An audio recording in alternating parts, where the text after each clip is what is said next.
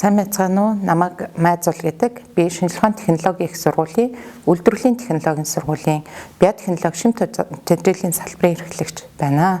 За манай салбар биотехнологи, микробиологи, хоол зүйн шим судлал, хүнсний чанар аюулгүй байдал мэрэгчлэр бакалаврын түвшинд мэрэгчлэлтэн бэлтгэдэг.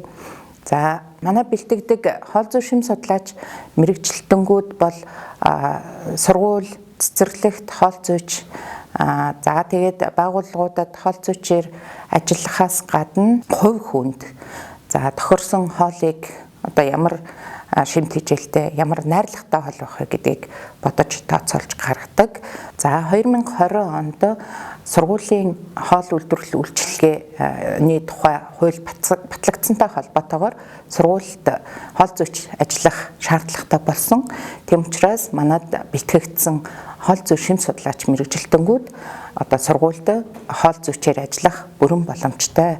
За манай салбарын бэлтгэдэг бас нэг мэрэгжил бол биотехнологич мэрэгжил байгаа. За энэ мэрэгжил маань бичил организмтай ажилладаг. За бичил биетнийг ашиглаад хүнсний үйлдвэрлэлийг явуулах. За өөрөөр хэлэх юм бол бичил биетнэр одоо таргийг өсгөрлөх, пив одоо үйлдвэрлэх энэ процессыг удирддаг, зохион байгуулдаг ийм хүмүүс байдаг. За хүнсний үйлдвэрт, за эрдэм шинжилгээний байгууллагуудад судлаач мэрэгжилтнэр ажиллах бүрэн боломжтой. За манай салбарын бэлтгэдэг бас нэг мэрэгжил бол микробиологч байгаа. За микробиологч хүн бол одоо хүнсний үйлдвэрт одоо ашиглаж байгаа бүтээгдэхүүний бохирдуулагч бичил биетнийг илрүүлэх эсвэл тухайн бүтээгдэхүүнд байгаа ашигтай бичил биетний хэмжээ одоо ямар түвшинд байгааг илрүүлж чадахын өөрөөр хэлэх юм бол лабораторийн түвшинд хяналтыг зохион байгуулах чадвартай